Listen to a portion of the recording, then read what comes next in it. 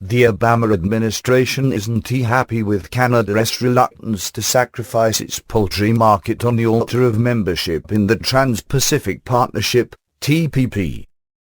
On July 16, the Globe and Mail reported, American officials including Chief U.S. Negotiator Michael Froman have repeatedly publicly prodded Canada to produce a meaningful offer and disclose to the U.S. what kind of agriculture concessions it will make. Trade ministers from 12 countries are preparing to gather in Hawaii shortly for what some describe as a final push for a TPP deal. Canada's Trade Minister Ed Fast dismisses these challenges from Washington, telling the Globe and Mail last week that the Americans prefer to negotiate this agreement through the media and he won't. Sources say as far as the U.S. is concerned, Canada promised that things that weren't addressed in the North American Free Trade Agreement, poultry and dairy, were going to be addressed in the Pacific Rim talks. That was very clear, that was agreed upon, a source familiar with the trade talks said. The participation of the United States in the sovereignty surrender wrapped in a trade blanket is all but guaranteed after Congress gave the President fast-track trade promotion authority.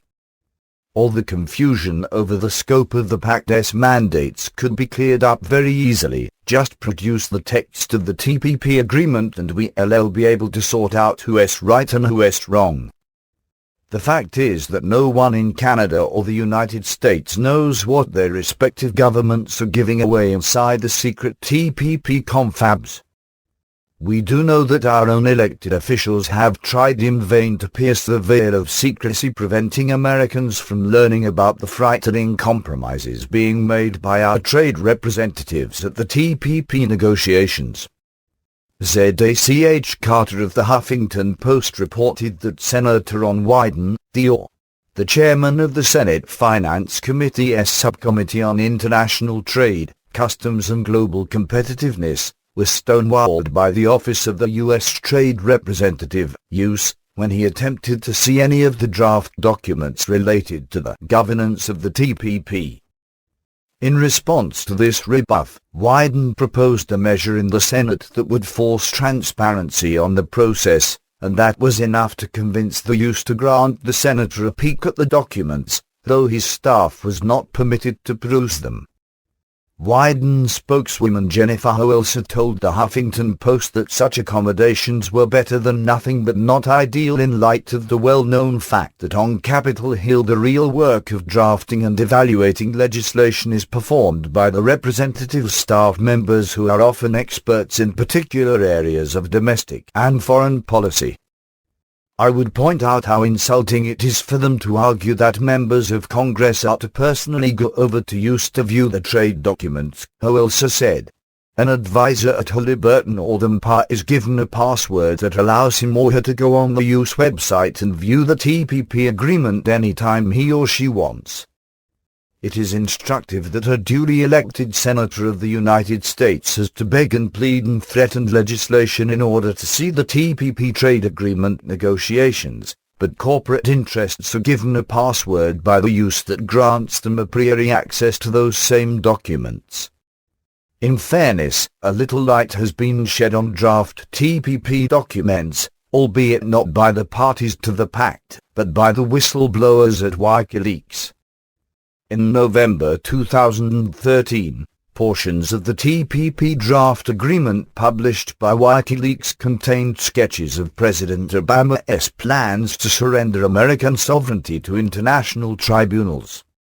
Another WikiLeaks disclosure in January 2014 revealed that the president was attempting to surrender sovereignty over U.S. environmental policy to international bureaucrats interested in lowering those standards to mirror those of our TPP partner nations. U.S. copyright laws, internet freedom, and web-based publishing would also be obliterated by the TPP, and, although it hasn't been widely reported, the TPP would give the global government sweeping surveillance powers, as well. Although the American people, and the people of all nations involved in the pact, are prevented from seeing or commenting on the treaty being ostensibly negotiated on their behalf, multinational corporations have seats at the trading table. While the TPP grants corporate giants such as Walmart and Monsanto the power to bypass Congress and the courts, the elected representatives of the American people are kept from even seeing the draft version of the agreement. As with the multitude of similar trade pacts the United States has formed, the ultimate aim of the TPP is the creation of a regional supergovernment, thus the stonewalling of federal lawmakers who dare seek to assert some sort of oversight. The New American has previously commented on the real reason for the darkness around the deliberation and the document. If there is one word that is used more often than reform by governments, politicians, and international organizations and abused even more frequently and egregiously, it is transparency. As with the United Nations and the World Trade Organization, WTO, the White House and the U.S. Trade Representative's office regularly proclaim their commitment to transparency while doing everything possible to hide their actions from their constituents. The U.S. fact sheet, Transparency and the Trans-Pacific Partnership, is intended to give the impression that the Obama administration is forthrightly providing the American people with all the up-to-date information they need to accurately evaluate the agreements that are being made in their name, and that would, if accepted by Congress, devastatingly impact their lives, their liberty, and their future. Ever since Canada formally announced its entry into the TPP, the focus has been on how much our neighbors to the north could hold back from the bargaining table. As initially reported in 2012, Canadian officials knew that their decision to join the TPP would require them to abandon the controls they had in place on their domestic dairy and livestock markets. Canadian Prime Minister Stephen Harper insists that neither Canada's sovereignty nor its support of domestic industry would be offered in order to secure its admission to the TPP. Canada aims, whenever it gets into a trade negotiations, to promote and to protect all of its interests across all the range of industries. And Canada's record in terms of dealing with those particular issues in trade negotiations under our government has been very strong, and that will continue to be our position, Harper said. That is not quite the strong line being taken by other Canadian officials, however. Canada did not agree to any specific measures in terms of an eventual Trans-Pacific Partnership agreement prior to joining talks, Rick Roth, spokesman for Minister of International Trade Ed Fast, said Wednesday. Again, whether they did or didn't is anybody's guess. Tariffs of about 300% protect the Canadian poultry industry from competition from the United States or any other foreign competitor. American poultry farmers don't think that's fair and are slavering over the prospect of pushing poultry over the northern border. As of 2013, the United States exported about $623 million worth of poultry to Canada, while that same year the United States imported about $287 million in Canadian chicken.